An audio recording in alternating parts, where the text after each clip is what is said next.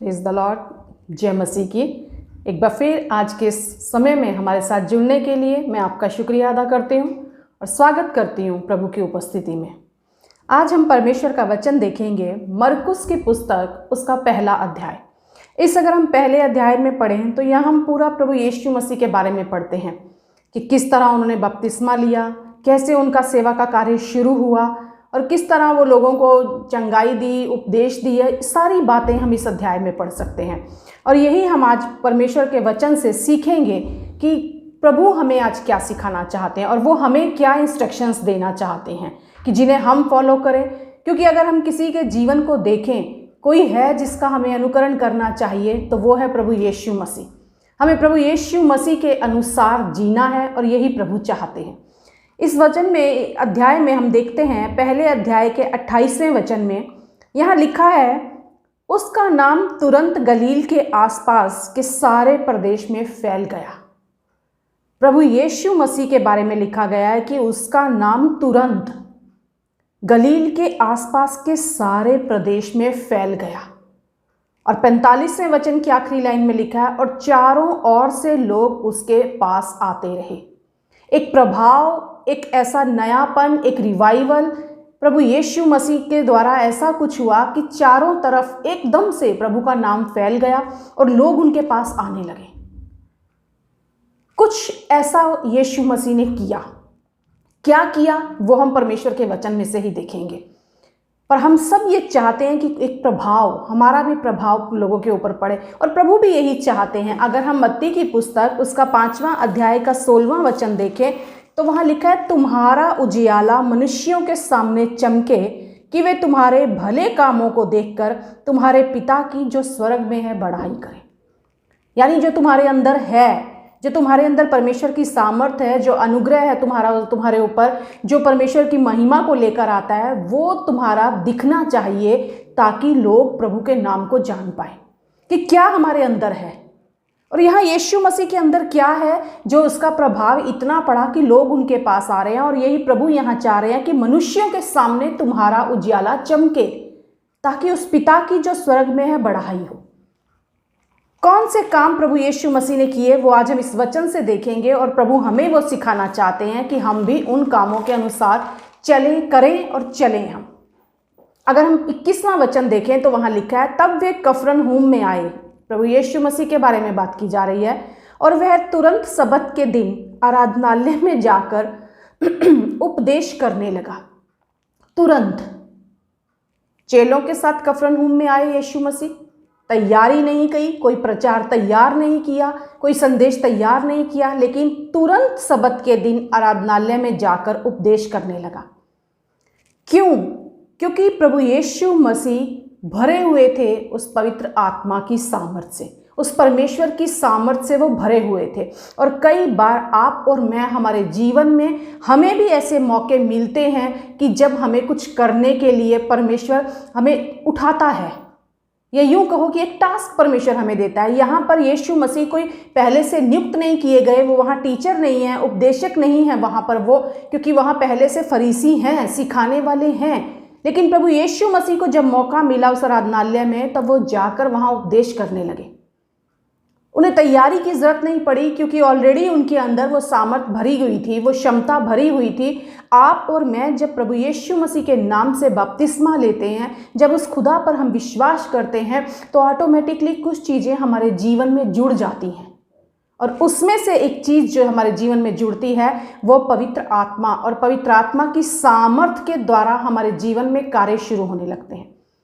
मौके हमें कई बार मिलते हैं, परमेश्वर कई बार हमारे सामने वो मौका लेकर आता है, लेकिन हम उन मौक़ों को अपने आगे से सरका देते हैं क्योंकि हमारे अंदर एक बात रहती है कि मैं नहीं कर सकता, ये मुझसे नहीं होगा, मेरे को करने का कोई आइडिया नहीं है, मेरे पास कोई स्किल नहीं है, टैलेंट नहीं है, मुझसे बड़े बड़े लोग यहाँ पहले से बैठे हैं, मैं कैसे करूँ। ये कुछ बातें हमारे अंदर जो आती हैं, अगर हम कहें तो हम मूसा के समान कई बार बहाने बनाने लगते हैं। और कई बार हमारी ये कमज़ोरियाँ भी हो सकती हैं कि हम ऐसे कमज़ोर अपने आप को समझते हैं, या कई बार हम ऐसा होता भी है कि हमें लगता है कि नहीं, मैं नहीं कर सकता क्योंकि मुझ में एक ये डर रहता है, मैं किसी के सामने बोल नहीं सकता। बहुत सी ऐसी बातें होती हैं, लेकिन प्रभु के वचन से परमेश्वर सिखाते हैं कि तुम्हारे अंदर क्षमता डाली गई है, एक अलौकिक क्षमता उस पवित्र आत्मा के द्वारा डाली गई है। क्योंकि परमेश्वर का वचन कहता है, अगर हम मत्ती के 10वें अध्याय में देखें तो वहाँ लिखा हुआ है, जो कुछ तुमको कहना होगा वो उसी घड़ी तुम्हें बता दिया जाएगा। जरूरी नहीं है कि हमें प्रचार का ही अवसर मिले या हमें कहीं पे जाकर कोई बड़ा पुलपिट मिले जिस पर हमें प्रचार ही करना है। ऐसा नहीं है। हमें किसी के लिए प्रार्थना करनी है, कहीं गवाही बांटनी है, किसी को सिर्फ यीशु का नाम बताना है। बहुत बार बहुत से मौके ऐसे आते हैं और पवित्र आत्मा कहता है कि तुम कर सकते हो ये काम।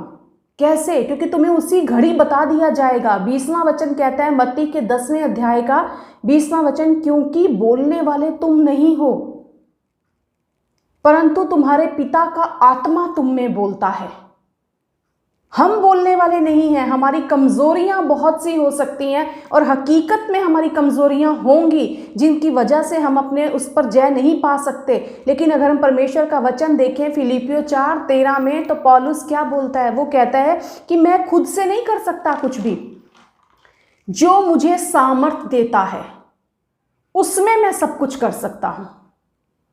आपको हियाव आएगा, आपको कॉन्फिडेंस आएगा किसके ऊपर? उस सामर्थ पे जो परमेश्वर आपको और मुझे देता है। तब हम कह सकते हैं, तब हम दिखा सकते हैं। यहाँ लिखा है, जब यीशु मसीह वहाँ आराधनालय में जाकर प्रचार कर रहे हैं तो वहाँ 22वें वचन में लिखा, और लोग उसके उपदेश से चकित हुए। ना सिर्फ लोग चकित होंगे जब हम कुछ ऐसा काम करेंगे, लेकिन लोग हम खुद भी चकित हो जाएंगे, क्योंकि मेरे पास तो स्किल नहीं था। ये तो उस सामर्थ के द्वारा हुआ है। हमें अपने ऊपर कॉन्फिडेंस नहीं आएगा इस बात में कि मैंने कर लिया, लेकिन हमारे को कॉन्फिडेंस आएगा उस सामर्थ के ऊपर कि मैं नहीं कर सकता था, लेकिन उस सामर्थ के अनुसार ये कार्य हो गया, क्योंकि वो मेरा खुदा मेरी कमजोरियों में अपनी सामर्थ देता है। और यही बात पौलुस 2 कुरिन्थियंस के 12वें अध्याय के 9वें वचन में कहता है, मैं बड़े आनंद से अपनी निर्बलताओं पर घमंड करूंगा। आज वचन हमें सिखा रहा है, हमारी निर्बलताओं पर, हमारी कमजोरियों पर हमें आनंद करना है, उस समय में घमंड करना है, उस समय में जब हम निर्बल हो जाते हैं, जब हमें लगता है मैं कमज़ोर हूँ, मेरे पास स्किल नहीं है, मेरे पास टैलेंट नहीं है, मैं नहीं कर सकता, मैं सक्षम नहीं हूँ। दूसरे मुझसे माहिर बैठे हैं, बड़े बड़े लोग यहाँ बैठे हैं, शास्त्री बैठे हैं, उसके बावजूद यीशु वहाँ जाकर उपदेश दे रहे हैं। तो परमेश्वर का वचन कहता है यही वो प्लेटफॉर्म है, तुम्हारी कमज़ोरियाँ, जहाँ परमेश्वर की सामर्थ तुम्हारे ऊपर छाया करेगी। हमारी कमज़ोरियों में ही उसकी सामर्थ दिखाई देगी। यही वो समय होता है, यही वो जो परमेश्वर एक मौका हमारे अंदर लेकर आते हैं, ताकि परमेश्वर खुद को हमसे उजागर करें, खुद को हमसे उजागर करें, ताकि लोग जब ये देखें तब वो चकित हो जाएं। वो पवित्र आत्मा हमारे ऊपर दिया गया है, वो सामर्थ हमारे अंदर भरी हुई है, वो एक अलौकिक क्षमता हमारे अंदर दी गई है कि हम कर सकते हैं, खुद से नहीं, उसकी सामर्थ के अनुसार।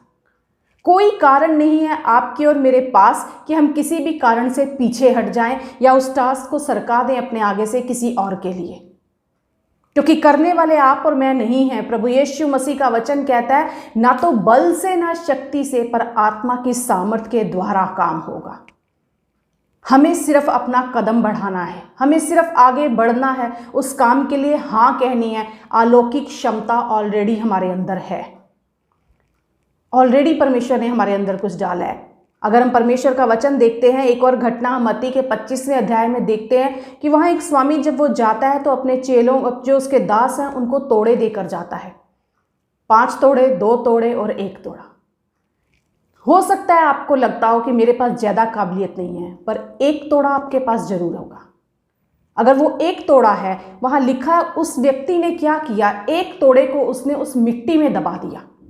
आज आप और मैं कई बार अपने उस तोड़े को, जो छोटी सी क्षमता भी अगर हमारे अंदर है, हम उस तोड़े को भी मिट्टी में दबा देते हैं। और वो मिट्टी क्या है? मिट्टी हमारा मैं, हमारा शरीर, हमारी इच्छाएं जो हैं, हमारा आलस जो है, वो मिट्टी है, उसमें हम दबा देते हैं। नहीं, मैं नहीं कर सकता, नहीं मुझसे नहीं होगा, नहीं मुझ में हिम्मत नहीं है। कई बार जब हमें मौका मिलता है कि आप इसके लिए प्रार्थना करो या आपको किसी को सुसमाचार बताना है या गवाही देनी है, हम अचानक से कहते हैं मैं, मुझसे तो ये हो ही नहीं सकता। आज खुदा कहता है इस मैं में इस तोड़े को मत दबाओ, इस मिट्टी में इस तोड़े को मत दबाओ। तुम्हारे पास हो सकता है तुम्हें लगता हो उनके पास 5 तोड़े हैं, उनके पास 2 तोड़े हैं, मेरे पास तो सिर्फ 1 तोड़ा है। पर खुदा चाहता है उस 1 तोड़े का इस्तेमाल करो, उस 1 तोड़े का इस्तेमाल करो। तुम्हारी बल शक्ति सामर्थ्य से नहीं होगा, पर आत्मा की सामर्थ्य के द्वारा कार्य होगा। मैंने ऑलरेडी तुम्हारे अंदर एक अलौकिक क्षमता डाली है, एक सुपरनेचुरल एबिलिटी तुम्हारे अंदर मैंने डाली हुई है। उस अपनी एबिलिटी को तुम पहचानो, उस 1 तोड़े को पहचानो। आगे हम देखते हैं 22वें वचन में कि जब यीशु मसीह वहां पर उपदेश दे रहे हैं तो लोग चकित हुए, क्योंकि वह उन्हें शास्त्रियों के समान नहीं परंतु अधिकारी के समान उपदेश देता था। ना सिर्फ एबिलिटी हमें दी गई है, लेकिन एक अधिकार, एक अथॉरिटी हमें दी गई है। जब पवित्र आत्मा हमारे ऊपर सामर्थ करता है तो वो हमारे अंदर एक अधिकार को लेकर आता है। आप और मैं हो सकता है लोगों के समान ही हम दिखाई देते हैं, उन्हीं के समान हमारे पास हमारे हाथ पैर और शरीर है, लेकिन हम जब कहीं पर जाते हैं, कहीं पर बैठते हैं, किसी काम में हाथ लगाते हैं तो कुछ है जो हमें अलग करता है औरों से, और वो है पवित्र आत्मा की छाप जो आपकी और मेरे ऊपर लगाई गई है। वो हमें अलग करती है दूसरों से, वो एक मोहर हमारे ऊपर लगी हुई है जो हमें यूनिक बनाती है, जो हमें अलग करती है, जो हमें दिखाती है कि उस परमेश्वर की उपस्थिति जो हमारे साथ चलती है वो हमें अलग करती है दूसरों से। परमेश्वर का वचन कह रहा है कि तुम्हारे पास अधिकार है। जब तुम चलते हो, तुम्हारे साथ परमेश्वर की सामर्थ चलती है, परमेश्वर की उपस्थिति चलती है, तब तुम्हारे द्वारा वो कार्य पूरे होते हैं, वो अधिकार तुम्हारे अंदर आता है। और इस बात को मूसा जान गया था, इसीलिए मूसा कहता है वहां, अगर हम पवित्र शास्त्र में निर्गमन के 33वें अध्याय में देखें तो जब यहोवा नाराज हो जाता है इजराइलियों से, क्योंकि वो बार बार शिकायत करते हैं परमेश्वर के काम देखने के बावजूद, तो यहोवा कहता है अब मैं तुम्हारे साथ नहीं चलूंगा, अब मैं तुम्हारे आगे आगे नहीं चलूंगा, क्योंकि तुमने मुझे नाराज किया है। अब एक दूत तुम्हारे आगे जाकर तुम्हारे शत्रुओं से तुम्हें सुरक्षा देगा। मूसा क्या कहता है? मूसा कहता है निर्गमन 33 के 15 में, यदि तू आप ना चले तो हमें यहां से आगे ना लेकर चल। क्योंकि वो जानता है कि एक हमारी पहचान है, एक हमारे ऊपर चिन्ह है, एक छाप है, और वो है परमेश्वर तेरी उपस्थिति। यदि तू चलेगा तो हमें अलग करेगा उन शत्रुओं से, हमें प्रोटेक्ट करेगा उन शत्रुओं से, हमें एक शक्ति, एक सामर्थ्य मिलती है जब तू हमारे साथ चलता है। यही तो हमारी पहचान है जो हमें दूसरों से अलग करती है। हमें तेरी उपस्थिति चाहिए ताकि तू हमारे साथ चले और हम बचे रहें। तू हमारे साथ चले तो हम तेरी सामर्थ्य को देख पाएं। जो काम हम नहीं कर सकते, तेरा जब फेवर हमारे ऊपर आएगा, तेरी जब क्षमता हमारे ऊपर आएगी, तेरी जब सामर्थ्य हमारे ऊपर आएगी, तब हम उन शत्रुओं से बच सकते हैं, लड़ सकते हैं, तेरे वायदे के देश में पहुंच सकते हैं। वो जानता है उस उपस्थिति का क्या फर्क है, इसीलिए वो कहता है कि हमें तेरी जरूरत है। और यही यहाँ यीशु मसीह दिखा रहे हैं। अब हम देखते हैं इन वचनों में कि यीशु मसीह ने जो काम किया तुरंत करने लगे, तुरंत वहां आकर वो उपदेश देने लगे। क्या हमारे लिए भी हमें तुरंत जाकर वो काम करने हैं? अगर कोई हमें प्रचार के लिए कहे, कोई प्रार्थना के लिए कहे, तो क्या हम इतने भरे हुए हैं आत्मा से कि हम तुरंत उस काम को कर सकते हैं? यहाँ प्रभु यीशु मसीह के बारे में जो बताया गया है कि तुरंत उन्होंने काम किया, ना उनका नाम तुरंत गलील के आसपास के सारे प्रदेश में फैल गया, लोग उनके पास दूर दूर से आने लगे। और 33वें वचन, पहले अध्याय का 33वें वचन में लिखा है, सारा नगर उनके द्वार पर इकट्ठा हो गया। एक सीक्रेट था प्रभु यीशु मसीह का, जिसकी वजह से वो हर काम को तुरंत कर लेते थे, हर काम को तुरंत। और आज प्रभु हमें भी सिखाना चाहते हैं कि तुम्हारे अंदर क्षमता दी गई है, तुम्हारे ऊपर पवित्र आत्मा की सामर्थ्य है, पवित्र आत्मा तुम्हारे अंदर बसता है, परमेश्वर की उपस्थिति तुम्हारे साथ चलती है, लेकिन उन सब के बावजूद तुम्हें कार्य तुरंत करने के लिए कुछ करना होगा। अगर हम देखें 35वां वचन, वहां लिखा है, भोर को दिन निकलने से पहले वह उठकर निकला और एक जंगली स्थान में गया और वहां प्रार्थना करने लगा।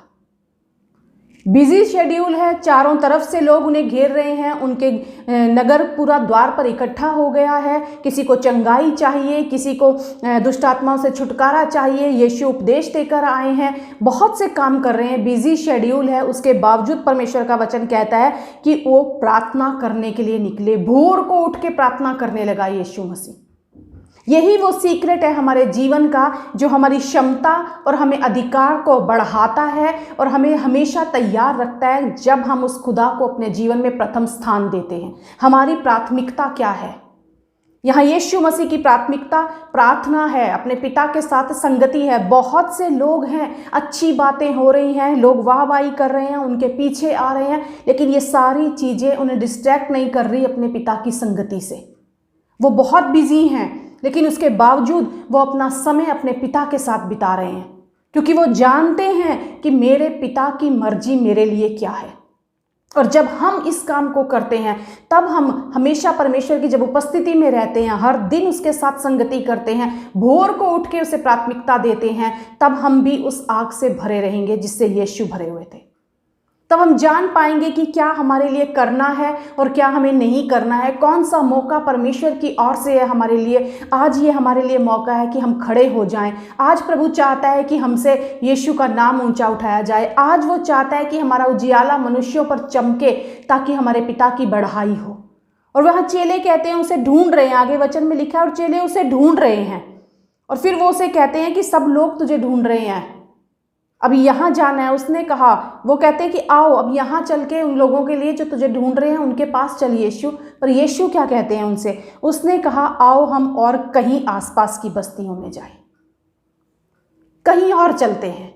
ये जब हम पिता के साथ संगति करते हैं, तब खुदा हमें बताता है हमें कहाँ जाना है, ज़रूरतें क्या हैं, प्रायोरिटीज़ क्या हैं, लेकिन मुझे क्या करना है, मुझे क्या करना है।